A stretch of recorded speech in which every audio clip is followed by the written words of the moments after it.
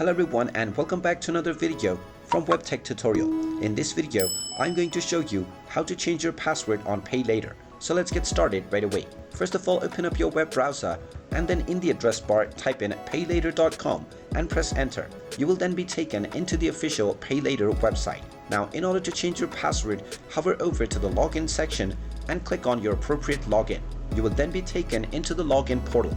Now you can change your password from within if you wish to do so, but you can also change it without logging out. Simply click on I've forgotten my password and you will be asked to enter your credentials to reset your password. Just type in the email address that you used to sign up for your account and click on the submit button. You will then be asked to check your inbox. Just check your inbox within your email and you will find an email from Payl8r. Just click on the link within this email and now you will be allowed to create your new password. Type in your desired new password and then click on the change button and now your password has successfully been reset. You can now use your newly set password within the login portal to directly log in and start using the Payl8r application immediately. And there you have it. That is how easy it is to change your password on Payl8r.